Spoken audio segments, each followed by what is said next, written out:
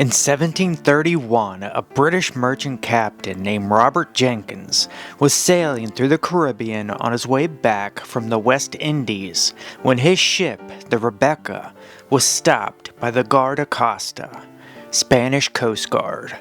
The Spanish boarded his ship, searched his cargo, and accused him of being a smuggler. What happened next would become one of the most strangest and bizarre incidents on the high seas. The Spanish commander supposedly tortured him, threatened to hang him, tied him to a mast, and then cut off his left ear with his sword. The Spanish officer allegedly handed him the ear back and told him to take it to King George of England and tell him, "The same will happen to him if caught doing the same." Another report said that the captain sliced his ear with his cutlass, then another sailor ripped his ear clean off.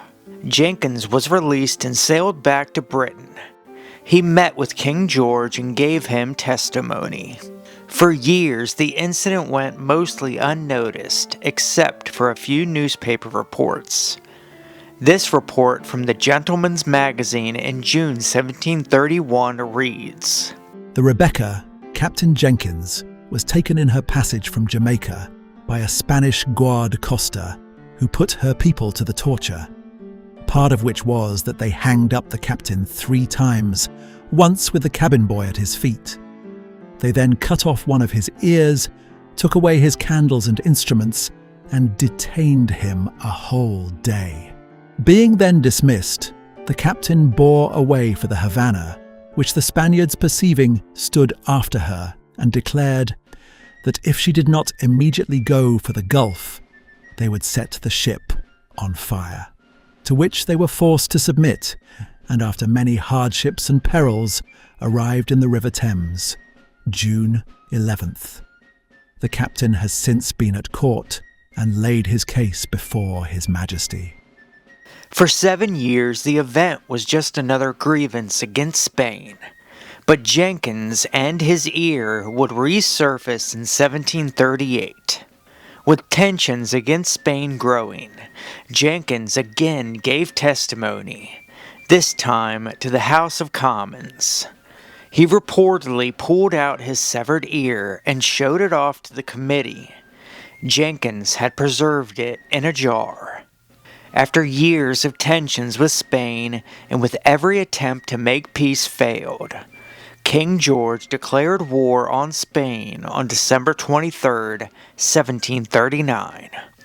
The largest battles were fought in the Caribbean, but North America played a smaller but important role in the war, most notably the colony of Georgia and Spanish Florida. Spanish Florida was mainly used as a military buffer zone between Britain's North American colonies and New Spain. Florida's European population was very small. The large majority resided in St Augustine, with the smaller number in St Mark's and Pensacola. The entire population of Spanish Florida in 1740 was just a few thousand. Georgia was founded in 1732 by James Oglethorpe. Just like Florida, it was used as a military buffer to protect South Carolina and the rest of the colonies against the Spanish. After war was declared, the Caribbean turned into a battlefield. There was bloodshed in La Guaira, Cartagena, Portobello, and Havana. Large battles including the Battle of Cartagena de Indias, the largest engagement of the War of Jenkins Ear. It involved hundreds of ships, a large land invasion, and over 30,000 men. Over 10,000 were killed, most from disease during the long siege. While war was raging in the Caribbean, men were fighting and dying in the American Southeast.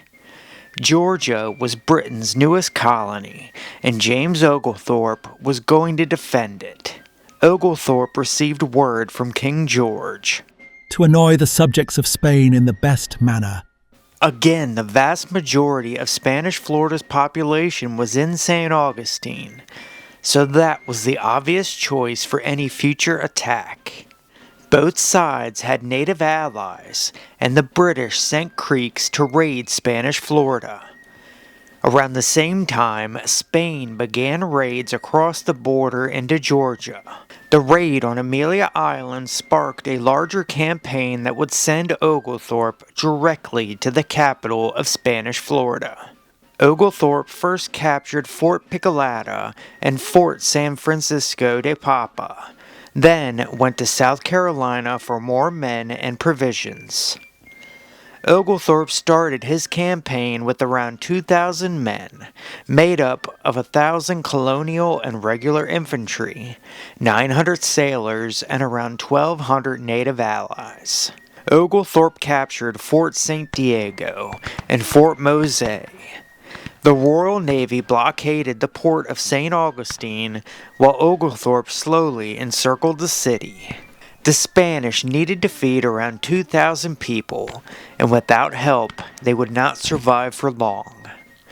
Dispatches were sent to Havana. Supplies were gathered and sent north. Supply boats managed to slip past the British blockade and deliver the desperately needed supplies to the city. Oglethorpe set up his batteries on Santa Anastasia Island. Cannonballs roared across the river, forcing the residents behind the city walls for shelter. Surprisingly, the cannons did little to the Castillo, the coquina stone fort that protected the city. The stone absorbed the force of the cannonballs, and little damage was done. Any damage that was done was quickly repaired and patched by the Spanish overnight. During the siege, the Spanish planned their own surprise attack on the British. Fort Mose sat around 2 miles from the Castillo. Royal Governor of La Florida, Manuel de Montiano, prepared an army of around 300 Spanish regulars and an unknown number of free black militia and Seminole warriors. The men attacked in the early hours on the morning of June 26, while the majority of the 170 British defenders were still asleep. They were caught completely off guard and were brutally attacked. Of the 170 men, 75 were killed and 35 were captured. The rest escaped. Spanish troops suffered 10 killed and 20 wounded. Morale was lost on the side of the British. After the much-needed supplies from Havana reached Spanish lines, the siege was basically over. The British were low on ammunition, and the Spanish were now resupplied and nowhere near surrendering. After 27 days, the cannons fell silent. 2 years after James Oglethorpe's failed attempt to capture St. Augustine, the war came to Georgia. In 1742, Spanish troops launched a campaign to the British colony of Georgia. As many as 5,000 men sailed north.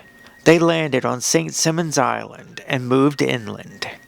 They captured Fort St. Simons and marched towards Fort Frederica. Oglethorpe's troops nearly wiped out a Spanish scouting party at the Battle of Gully Hole Creek. On July 7th, the two sides met in what will be known as the Battle of Bloody Marsh.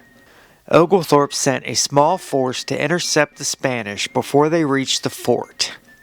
The small British force positioned themselves in the thick foliage of the marsh on either side of the path that ran through. When the Spanish column arrived, the British opened fire, sending the battlefield into chaos.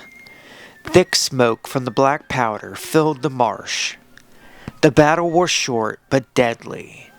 The casualties were disputed, but British accounts state that the battle got its name from the fact that the marsh ran red with the blood of fallen Spanish troops.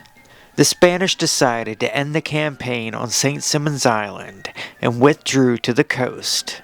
The invasion of Georgia was over. The War of Jenkins Ear shifted from fighting in the Caribbean and the Americas to Europe. The war transitioned. Fighting shifted to the War of Austrian Succession. But the War of Jenkins Ear did not officially end until this larger conflict ended. In 1748, the Treaty of Aix-la-Chapelle ended the fighting. No territories were gained or lost by Great Britain or Spain, and pre-war borders were restored. The war caused around 30,000 casualties, mostly from disease. A rare chance encounter between a British smuggler and the Spanish Coast Guard led to a man losing his ear, which led to open warfare. I want to thank y'all for watching, folks. I hope you enjoyed, and we will see you on the next. Peace.